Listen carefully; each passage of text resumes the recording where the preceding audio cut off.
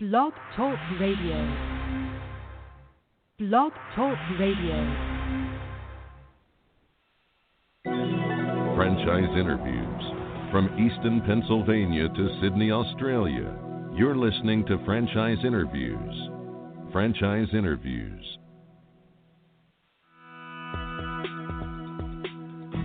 Welcome to Franchise Interviews. Franchise Interviews has been giving an up-close, behind-the-scenes look at franchising and entrepreneurship. Listen to interviews with franchisers, franchisees, franchise authors, franchise experts, and attorneys.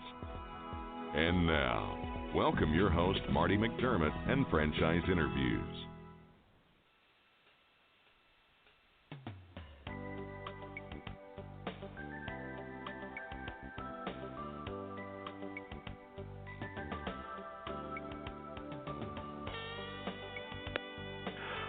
Hi everyone, and welcome to a very special edition of Franchise Interviews, where for over 9 years we've been asking the entrepreneurs who own one.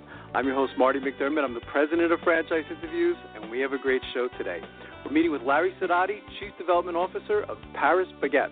And Paris Baguette is a fast casual premier baking concept that is popular in parts of South Korea, China, Singapore, and Vietnam, that you can't go more than a few blocks without seeing one of their 3,500 locations.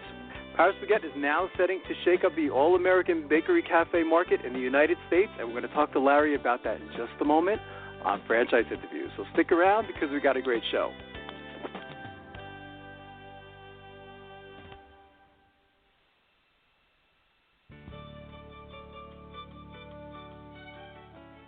Are you one of those special people who are willing to go after your dreams and goals? Are you ready to fulfill that dream of owning your own business with the security of a proven brand? The opportunity to take control of your future and own a Rita's Italian Ice franchise is within your reach.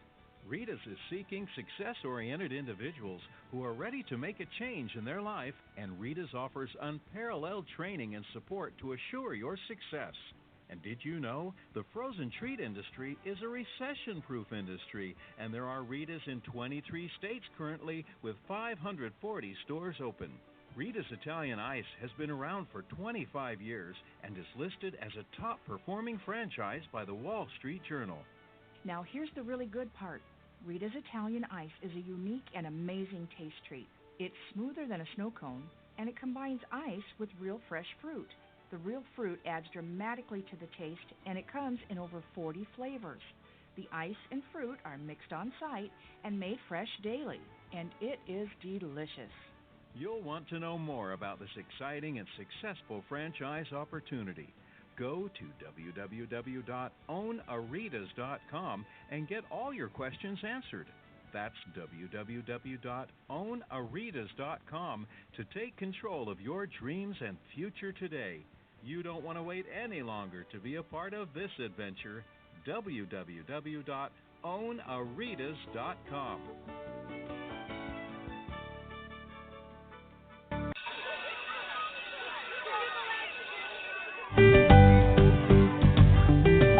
Franchise Teacher. Would you like to know how to franchise your concept or grow your franchise business? Meet the experts at Franchise Teacher. The goal of Franchise Teacher is to teach, coach, consult, and advise. The team of experts at Franchise Teacher will evaluate your business model and present you with a winning business strategy. Franchise Teacher will help you decide whether or not your concept works and if it's franchisable. Franchise Teacher is proud to have over 30 years of experience in franchising as both franchisees and franchisors.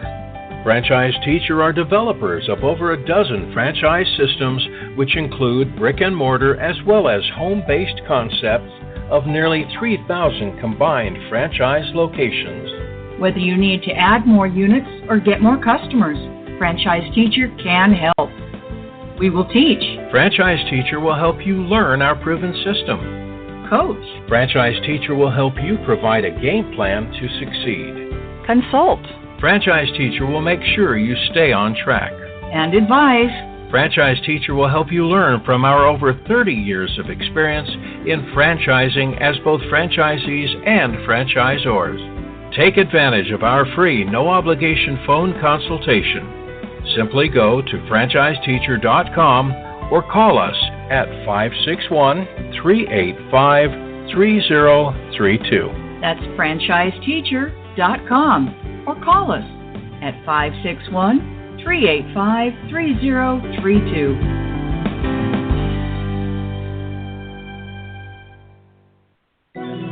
Franchise interviews from Easton, Pennsylvania to Sydney, Australia. You're listening to Franchise Interviews. Franchise Interviews.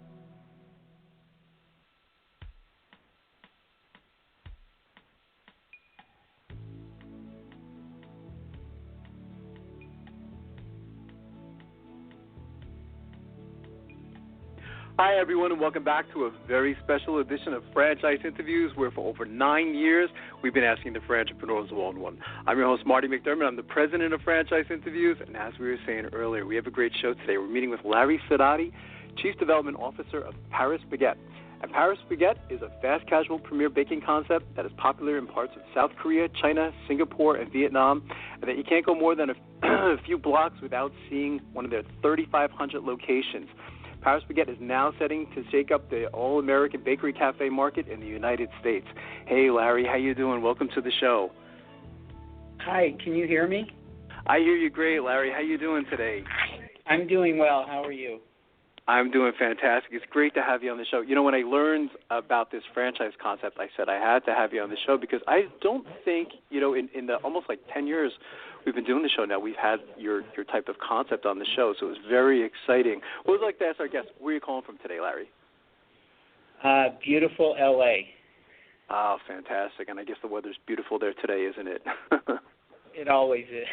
It is. That's fantastic. We don't have 4 seasons. We have one. You don't. I know. I'm always jealous when I have the callers or the guests from California, you know, especially when it's wintertime over here in Easton, you know. I said, what am I doing here, you know? So that's fantastic. When I was researching the concept, Larry, I couldn't believe how, you know, the history, it goes back like decades, doesn't it? I think it's almost like 6 or 7 decades, isn't it?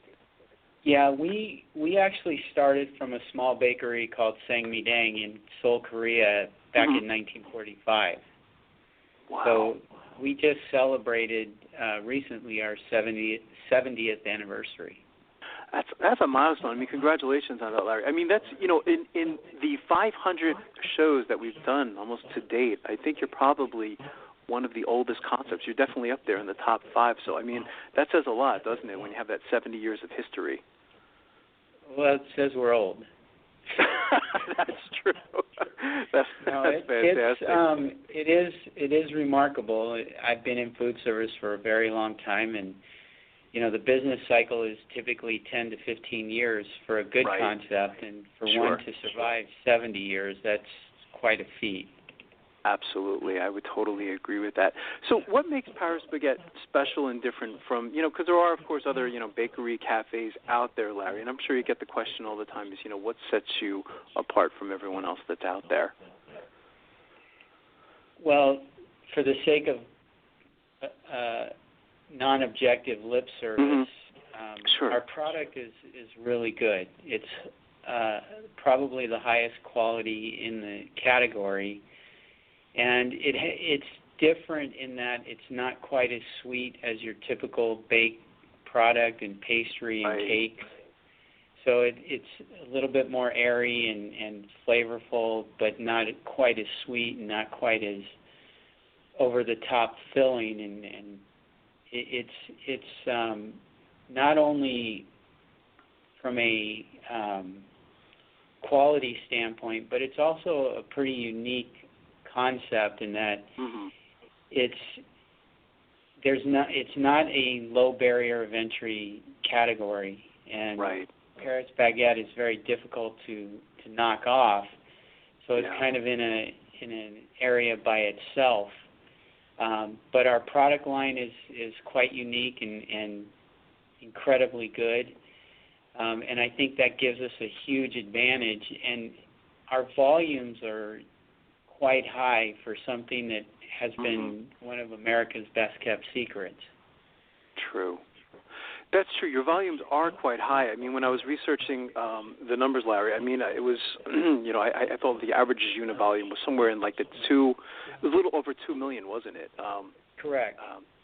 Which is very high for this type of concept. I have not seen numbers that high, for your type of concept. I watch some of the, shows on television, regarding like bakeries and things like that, and it's nothing, compared to these numbers. And that's what I got when I was, watching the YouTube videos, was that you're different. I mean, you bite into one of your products and you say, wow, I've never had something like that before, and you realize, that this is probably going to be a very big hit here in the United States, because you're right. I mean, when you go to a bakery, you typically do, you feel full or bloated, and that's what I got, is that the products are very light and tasty and just very unique, So it's really an interesting concept for people who have never been in a Paris Baguette, Larry, or they've never seen one, or they may have never heard of you.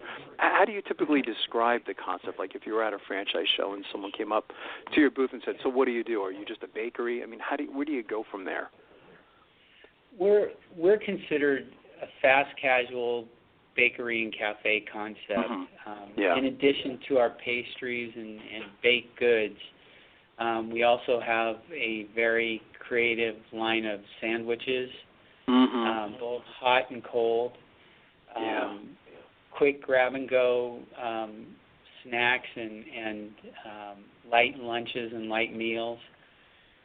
We also do brunch at some of our stores. We have a pretty solid beverage line that we're in the process of improving and making even stronger. Right. So it appeals to every day part. We're strong with breakfast. We have a very good lunch, and we're strong at dinner and after dinner. Wow. So then we do parties and catering, and it's a very well-rounded business. But the featured product is the pastries, the croissants, and our cakes are amazing. And a lot of our stores do a lot of volume with our cakes. So just from a sweet side, sweet, and then we have the savory and a little bit more robust flavored pastry products, but then also this line of sandwiches and unique sandwiches, not just turkey and cheese, but really good, well thought out gourmet chef caliber sandwiches.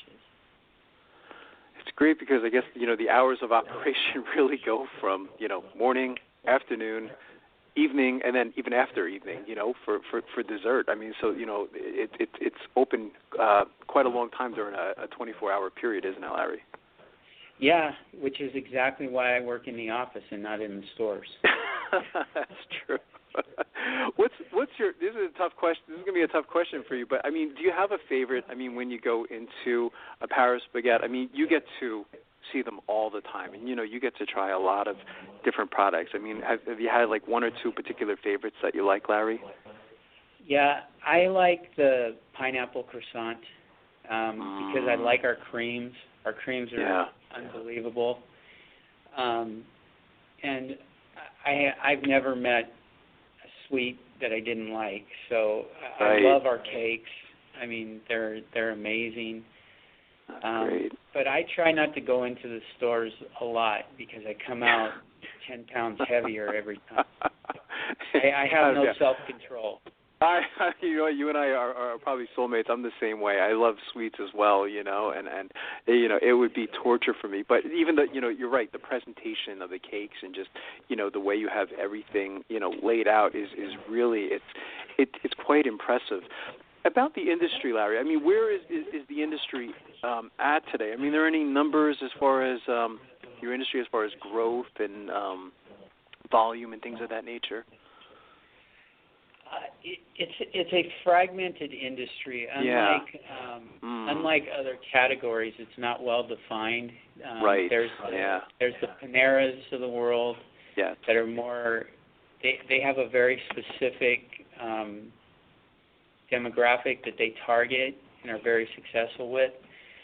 the corner bakeries. I mean, we don't consider them in the same category as we are, because we feature more of the baked goods side, where they feature more of the meal period, and a little bit more emphasis on more meals than the actual baked goods. We consider the baked goods the star, and our pastries and cakes and so forth. But I think from a direct competition standpoint, there's very little. There's a couple guys out there with anywhere from 10 to 50 locations, but there's nobody that has really yet emerged as the category killer. Right. And I believe we are well positioned to do that, because as we pointed out earlier, you know, our average unit volumes are attributed to very limited markets. We haven't really introduced ourselves to the world. And to me, that's the big opportunity for this brand. There's a millennial audience out there that's 80-plus million strong in America, the biggest demographic segment out there, and we haven't even scratched the surface of that. So we have been very conservative, sticking very, very closely to what our perceived core was, but I was brought in specifically to bring us out of that. Wow. And so I think there's a huge opportunity for us to grab the category and just run away with it. Paris Baguette, I mean, is huge, you know, in Asia, you know, in Korea, South Korea, China, Singapore, Vietnam. You know, in researching the company, you know, it was suggested, I mean, you can't even go a few blocks without seeing one. You know, what's been the reaction here in the United States, Larry? I mean, looking at the YouTube videos, you know, and people that try it, the response always seems to be, wow. You know, what's been the reaction here, and what's been one of the most interesting things that's happened to you since launching Paris Baguette in the United States? I guess the biggest surprise is the fact that really most Americans, or the typical consumer, the average consumer, has no clue who Paris Baguette is yet. We have been very demographically driven. And you're right. In Seoul, you can't go a block. It's most people that go to Korea and come back here, they recognize Paris Baguette, and they compare us to one other brand, and that's Starbucks, as it looks in Seoul, because you'll see us on every corner or every other corner. So it's a because of that, there is a huge Asian following. Right. But when I have introduced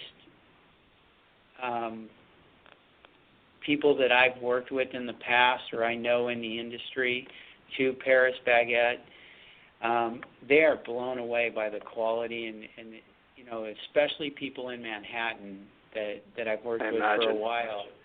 They come away going, where has this been? And it's been right there. Right. So I think it's again, it goes back to what I consider the big opportunity for this brand, because most people that are not Asian or familiar with the concept think that we're a French concept. Right. And there's a lot of romance with that, you know, with that theme. So again, it's kind of one of those aha things. Right. Kind of go, let's take advantage of that. Sure, absolutely. The logo is great, by the way, too. You know how you have the Eiffel Tower in there. Yes. You know, and I could see it's a fantastic logo. It really stood out. You know, as a marketing professor, I always look at those things. You know, and I said, wow, what a clever and catchy logo. I thought that was fantastic. This company is very creative and has done a really great job of creating this image and this brand. In addition, you know, again, most people don't know this, but on top of what the Paris Baguette is just one of a portfolio of brands owned by our parent. We also are the largest Baskin, Robbins, and Dunkin' Donut franchisee in Asia. Wow. That's amazing. And we recently just got the rights to Korea for Shake Shack. Oh, wow. And then we have about a dozen internally generated brands that we have created internally that are also out there. So when you're in Seoul and you see Paris Baguette on every other corner, the brands that you see in between a lot of times are from our parent company. That's fantastic. One of the things that stood out when I was researching the company, Larry, is 90% of the locations in Asia are franchise-owned. Which it's interesting for me. It's studying the U.S. market for such a long time. And franchising is big here. Not realizing that franchising is also very big in Asia, isn't it? Yes. Yeah, and they love American brands. Yeah. But what you have to do is, when you're a franchise going to Asia versus Asia coming here, which Asia coming here is a little bit more unique than us going to Asia. Because most brands are born in America. Right. And when you go there, the successful brands adjust and adapt. They don't change who they are, but they do adapt to local cultures and norms. And you have to do that vice versa. When you come from Asia to here, or anywhere from where you originate, you have to make sure that you adapt to the local tastes and local cultures. So it's how the most successful brands have made it abroad versus ones that haven't. It is. It's interesting for me. Another reason I was so excited was this was the first time in 10 years, having a concept from Asia now expanding here in the United States. And I said, wow, how is that different? Because you're right. Usually the model is in the U.S. and then going to Asia. So this is very interesting. Speaking of, you were talking about franchising, Larry. So what types of characteristics will you be looking for in your franchisees in the States? I primarily look for a couple different things. I'll always look at experience. If they've got restaurant experience, that's always a big bonus. But what I look for is people with professional and leadership backgrounds, successful track records, and passionate about food. Right. Because if you're not passionate about what you're going to do, you shouldn't do it. This is not food. One of the biggest problems that people have when they jump into a franchise is if they, especially in food service, if you go at it with the investment mentality that I'm just going to make an investment and step away and just watch my money pile up. Sure. Most of the time it goes the other direction. You've got to be intimately involved. Even if you're not there every day, you have to be intimately involved in the business. You have to be aware of what's going on, and you have to expect a level of execution that you would expect as a consumer.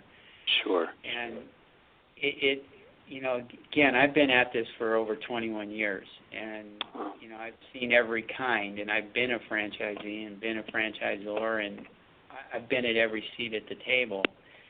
And the ones that are passionate and excited about what they're doing and have a strong business background are the ones that will enjoy the most success at this.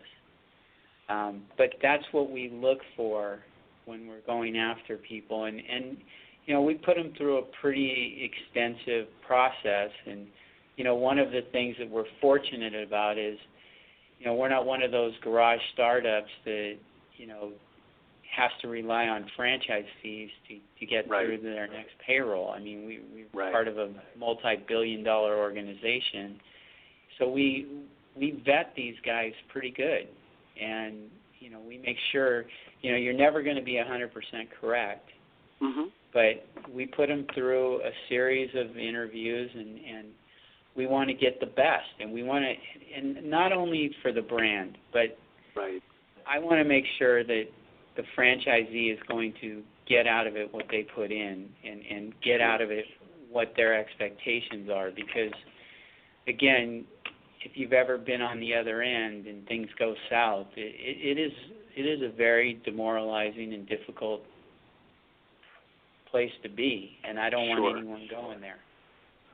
Absolutely. And it's interesting, too, that you have that background, both, that you've mentioned, Larry, in studying your background, that you've been at both ends of the table. You've been the franchisor, you've been the franchisee. So you can empathize and put yourself in the franchisee's shoes, can't you? Absolutely. Absolutely. And I teach my team to do the same. Yeah. I want them to be emotionally vested in every deal that we do, because I want them to, if you're involved every step of the way, you're building relationships and you're looking out for your family. They're not just another number. Right. And if you know that you're going to feel pain that you don't want to feel, chances are you're going to do everything possible to avoid that pain. So you're going to go beyond the call to make sure that we give everybody the best shot to achieve their goals. That's well said. What's the training like, Larry? I mean, once you decide, you like them, they like you, and the paperwork's been signed. I mean, where do they go for training? I mean, do they head out to Asia? Will the training take place here in the United States? How does that work?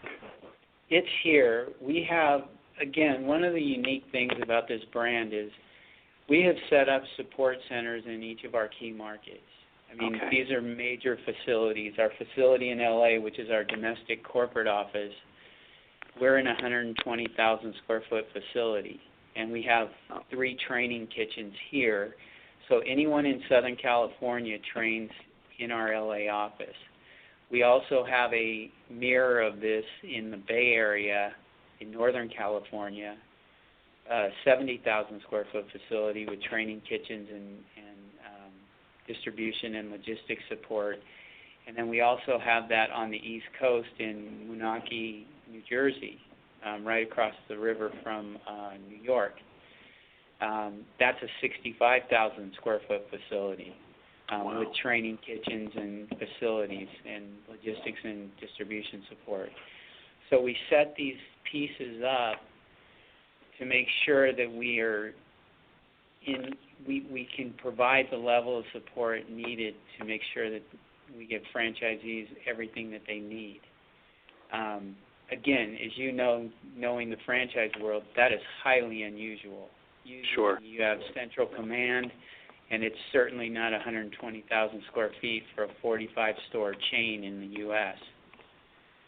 So we've basically done 2 things. We've seeded the market with stores, with corporate stores, to basically test the brand and prove the concept. The U.S. has the highest volume stores in the world for Paris Baguette. So we've proven the brand has some horsepower here. And then we set up support centers. We've also got a 4th support center coming in Georgia to cover the Southeast. So where you train will probably be in close proximity to where you're going to place a store. And training is typically 14 weeks. Okay. And by the time you're done, you're going to be as good, if not better, than any baker in any of our stores. Wow. And it's a pretty extensive program. But we want to make sure that that is extensive. Yeah, that's one of the longest training programs. Yeah, I mean, that again, if we've had on the show, is 14 weeks, and I think that's fantastic. What if you could paint a picture of a typical day, for a franchisee, Larry? I mean, if there is such a thing, what is that like? I mean, for your franchisees. It's different. It depends on their level of involvement. Mm-hmm. Most of our franchisees are not the actual bakers. Right. So the bakers get there at usually 5 o'clock or 6 o'clock in the morning, start baking products for the day. But you, at that point, as an owner, you're typically in the back of the house, going through your sales from the day before, doing deposits and scheduling and doing administrative work in your store. And then at 10, depending on where your store is located, you'd open anywhere from 7 to 10 a.m. Mm-hmm. If it's in a heavily trafficked area with strong morning demographics, you probably open at 7 o'clock in the morning. And you're basically, if you're active in the operation, you're greeting customers, you're making sure everything is right and the store is clean, and you're doing typical restaurant duties. Right. And we want owners that are going to be engaged and involved in the business.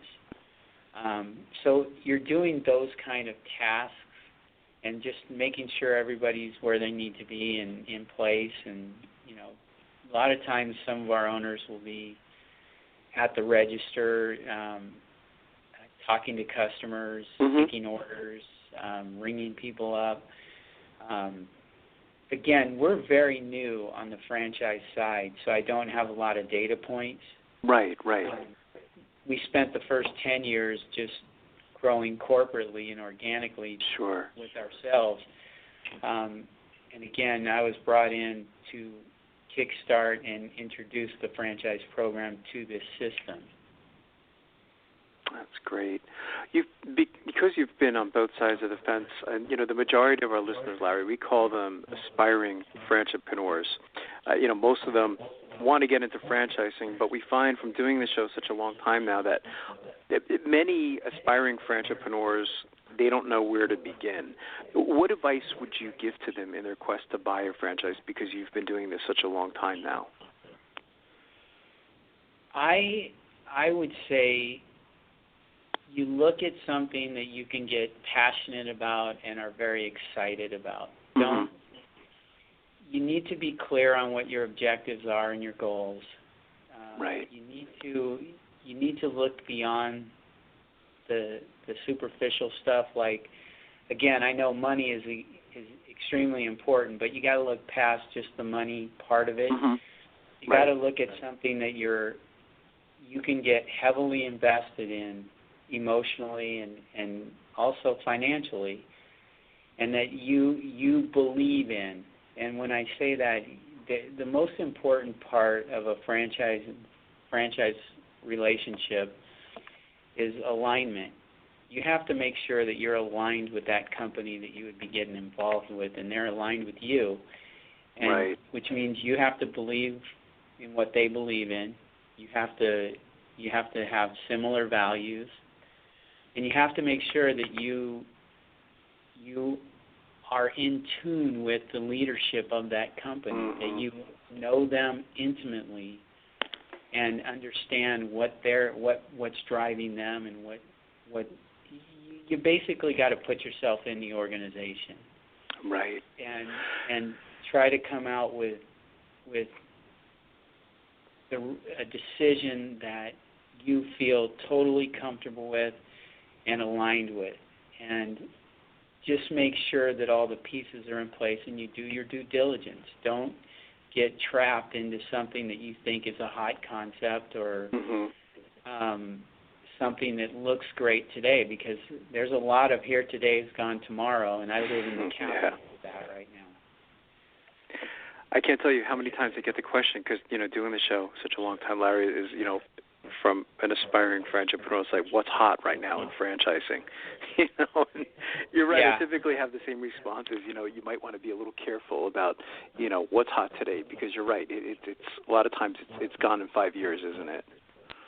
Yeah, and you also you've got to be aware of how easy it is to get involved in it, because if it's easy, people are going to spring up into it, and it's going to get. There are, the pizza space right now is going through that. There's going to be a consolidation, because in every region there's no clear dominant player yet. Right. But you have all these players, and they can't all survive. And no, they can't. Sooner or later, you can get caught up in something like that, saying it's really, really hot. It's a great concept, but when guys start putting 2 or 3 of them within 2 blocks of each other, and you start splitting the market and everything becomes commoditized, that's a low barrier of entry category that can deceive you into a bad decision. I'm not saying it's a bad decision. I'm just saying it's an example of getting into something that is not really a high barrier of entry category, so you have to be very careful and make a very careful decision. Yeah, I think that's well said. And I like how you used on several instances in this interview, Larry, is you emphasize the word relationship. And a lot of times when someone will ask me, to describe a franchise, is that's what I describe it as. It's a relationship, isn't it? And you kind of put an emphasis also on that, having that trust in the franchisor is a key element of franchising, isn't it? At the end of the day, if you're married, this is your second spouse. Yeah, and well if said. You're not married, this is your first spouse. And anyone that's ever been married knows you better be completely aligned with who you're marrying, or else things don't go right. And that's very painful when it spins out and goes the wrong way. So, when I speak with franchisees, and I'm, one of the things that I often say is, look, we're going to be married. This is a contract, but it's a marriage. Right. And you really got to love me, because if you don't, I like that. It's not going to end well. And you just need to look at it as, hey, we're dating, and we're going to get engaged, and then we're going to get married, and we're not always going to agree, but at least we know that we can disagree and walk away and come back and agree on other things. It's got to be that kind of a relationship. That's great. We have this free quotes and franchising podcast. We're going to put that in there, Larry. I think that is great advice to our listeners, in their quest to buy a franchise. I think that's fantastic. So, I can ask you the next question, being the Chief Development Officer for the organization, is, where do you see Paris Baguette maybe, 3 to 5 years down the road, Larry? Our objective by 2020 is to have 300 locations in the U.S. And then take off from there. Again, we're being very careful on the front end. Right. But ultimately, we all, this side of the world and Korea and all facets of the organization, believe that the U.S. is going to be the biggest market for the brand. Right. So if Korea's got 3,000 locations, we believe we can be bigger and stronger, because we've got 10 times the population of Korea. So we have a lot more density and a lot bigger markets to deal with. So our opportunities are very big. But I think that if I get my way, we will grow at a pace of about 50 to 75 units a year over the next several years, and that we will become the category killer for the baked goods segment, and we will define what this category is going to be, and we'll set the standard for where you have to be if you're going to enter this playing field. That's what I believe we are capable of, and that's where I see us going. That's great. What's the best way for our listeners, Larry, to get more information on the franchise and the organization itself? Any websites that you would like them to go to? Yeah, you can either go to parisbaguette.com or parisbaguettefamily.com, which is our franchise website. You can also reach me at 562-946-2010, extension 124. And I can answer any questions or help with anything that you need. They can also call our main line, which is without the extension, and someone will help them. But the best way is typically parisbaguettefamily.com or parisbaguette.com, and just follow the prompts. That's fantastic. I want to thank you for coming on the show, Larry. I love this concept, and I'm very excited for what's going to happen to Paris Baguette. I think you are going to be huge here in the United States, and I look forward to you coming to the Eastern Pennsylvania or Philadelphia area. I think this is wonderful. Very soon. Very soon. That's fantastic. I'll take my wife there because we love your type of concept, so I'm really looking forward to trying it out. Thank you, Marty. Much appreciated. It's been my pleasure, Larry, and we'll be right back with more franchise interviews. Are you looking for a franchise that delivers? Businesses will always need shipping, and for more than 25 years, loyal customers have depended on Unishippers for reliable savings and exceptional customer service. Unishippers is focused on just one thing: helping small and medium-sized businesses save time and money on all their shipping needs. And as the largest reseller of complete shipping services in the country, we have the buying power to ensure that we succeed. The Unishippers franchise offers low startup costs, no equipment or real estate required because they're not retail, residual income, and a quality of life and work-life balance. For more information on becoming a Unishippers franchisee, go to www.unishippers.com and click Franchise Opportunities, or call Franchise Development at 801-708-5822. That's 801-708-5822. Franchise Interviews. From Easton, Pennsylvania to Sydney, Australia, you're listening to Franchise Interviews. Franchise Interviews. Hi, this is Connie McDermott, Administrative Assistant for Franchise Interviews, LLC, and you're listening to Franchise Interviews. Today's great quote in franchising is being brought to you by Franchise Teacher. Would you like to know how to franchise your concept or grow your franchise business? Meet the experts at Franchise Teacher. The goal of Franchise Teacher is to teach, coach, consult, and advise. The team of experts at Franchise Teacher will evaluate your business model and present you with a winning business strategy. Franchise Teacher will help you decide whether or not your concept works and if it's franchisable.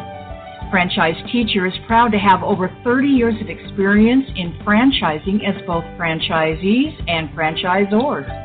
Franchise Teacher are developers of over a dozen franchise systems, which include brick and mortar as well as home-based concepts of nearly 3,000 combined franchise locations. Whether you need to add more units or get more customers, Franchise Teacher can help. We will teach. Franchise Teacher will help you learn our proven system. Coach. Franchise Teacher will help you provide a game plan to succeed. Consult. Franchise Teacher will make sure you stay on track. And advise. Franchise Teacher will help you learn from our over 30 years of experience in franchising as both franchisees and franchisors. Take advantage of our free, no-obligation phone consultation. Simply go to franchiseteacher.com or call us at 561-385-3032. That's franchiseteacher.com. Or call us at 561-385-3032.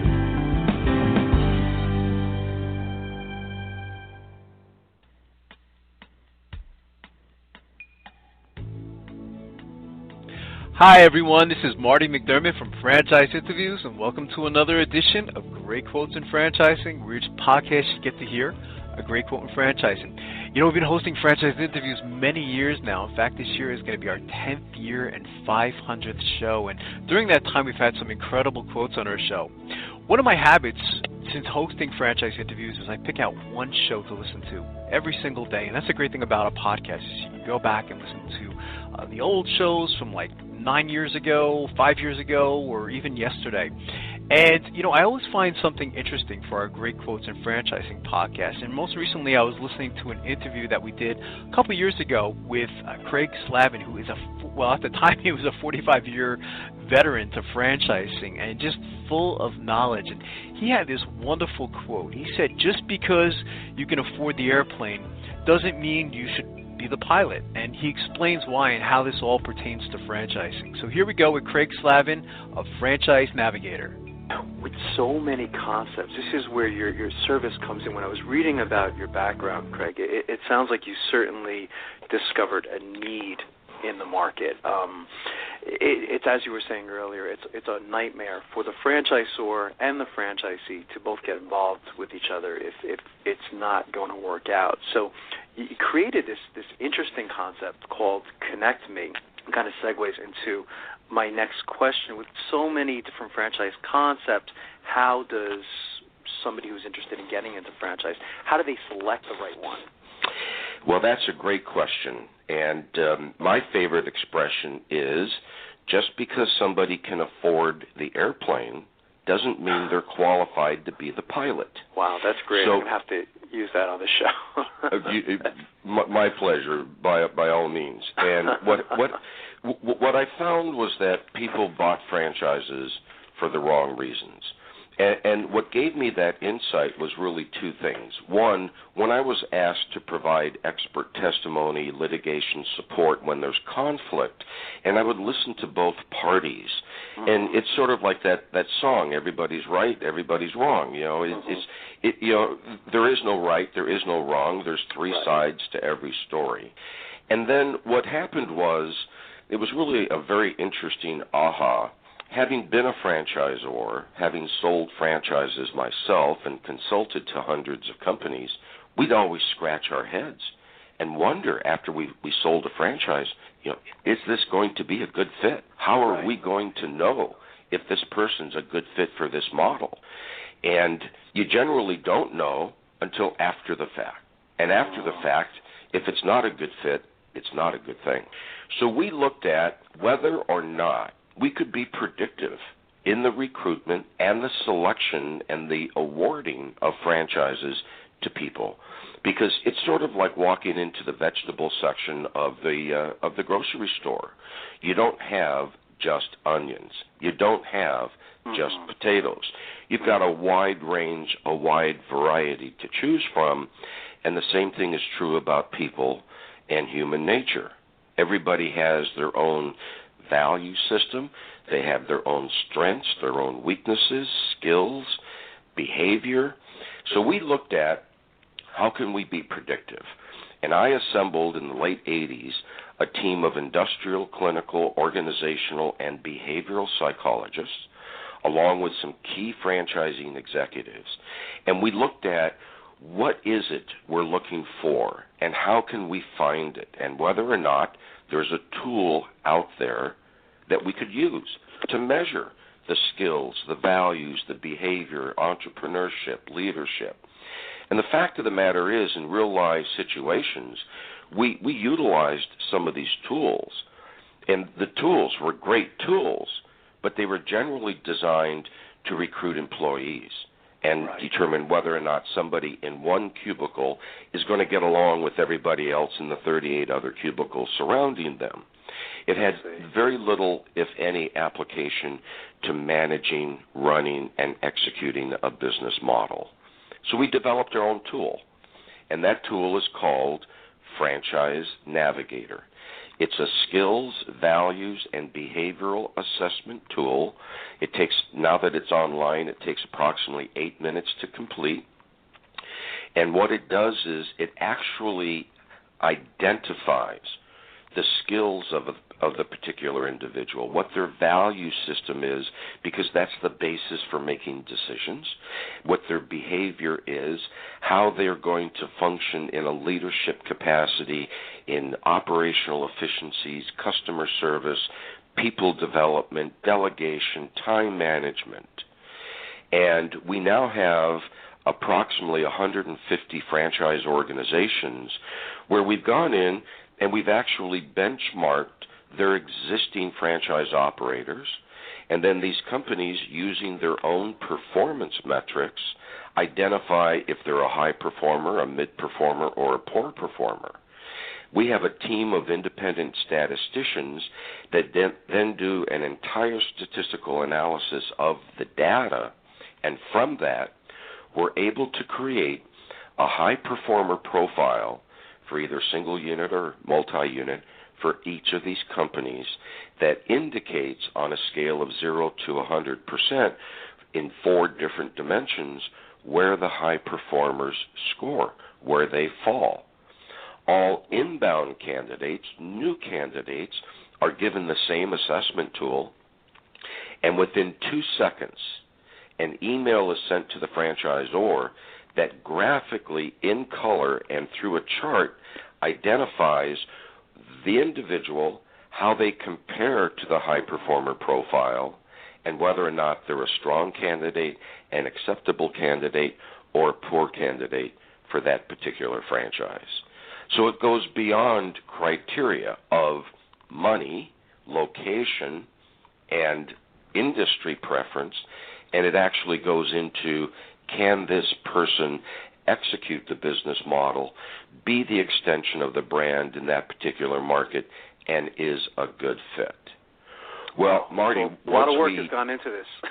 A lot of work, a lot of time, and a lot of money. Yes. We're getting ready to launch version 8, which we're going to release at the IFA convention coming up in a month. And it's going to give us even greater detail and insights into an individual on a predictive basis. We even know how these profiles respond, how individuals respond during various stages of the process of becoming and then once they are a franchisee, so that we can train the franchisors that it's not about the products. It's not about the locations. It's about the people. The strength of market share comes from not how good the product is, but how strong the people are who are delivering it. So what happened with Connect Me was we realized we have information that nobody else on the planet does. We know who these companies are looking for. We know the geographic area. We know the liquid capital requirements. So we reversed the process, and we created Connect Me, which is sort of like the Match.com, the eHarmony of buying a franchise. We offer it for free. People can take the survey, and within a matter of seconds, they can see their profile. They can download their own personal profile report, and they can identify very quickly and see what companies they match up to, what profiles their profile resembles. And it's only compared to the high performers of each of these brands. Wow, this is truly, it truly is a win-win situation, isn't it, Craig? I mean, again, it was interesting when you were telling the story from the franchisor perspective, that you sell a franchise, and there must be, and again, I've never done this before, but I can imagine there must be this tremendous pressure, or hope anyway, that the franchisee does perform and that they are a match for the company, because if they're not, I guess, and you know this better than I do, it could be a nightmare for the franchisor, can it? It is a nightmare, and the mistake that a lot of companies make is they take a one-size-fits-all approach to growing their business. So they'll treat one particular profile the same way that they'll treat another profile, the same way they'll treat another profile, without realizing that what they're doing is they're creating a disconnect. Because if they're talking to somebody who's a very high, what we call associator, that person is going to buy the franchise because of safety, security, because they want to become part of a family, and they need to be trained and developed and communicated in that way because that's their value system. Another profile, a high influencer, is going to buy a franchise for the prestige, for the bragging rights, so that they can spread their peacock feathers and say, look at what I'm doing. Well, if you talk to that person about safety and security, there's a disconnect. And if you talk to the high associator about income and prestige, there's a disconnect. So what happens is that the companies, if they use the navigator, if they use the assessment tool, have the ability to modify and adapt their tools, their training programs, their communication programs to the needs and the desires of the individual, as opposed to force-feeding one process to them all, because it doesn't work. You have to write a book on this topic, Craig. If you'd like to hear that whole interview with Craig Slavin of Franchise Navigator, all you have to do is go to franchiseinterviews.com. You can go to our franchises by category page and then go to our franchises by services page. And you'll find them there. You can also go to franchises listed alphabetically and you'll find them under Franchise Navigator. And lastly, we'd just like to thank everyone for making this podcast such a huge success. It's hard to imagine now we're approaching our 10th year, a whole decade, and 500 shows. It's really hard to imagine. But again, we want to thank everyone for your support, and we'll see you again soon with another edition of Great Quotes in Franchising from Franchise Interviews. Take care, everyone.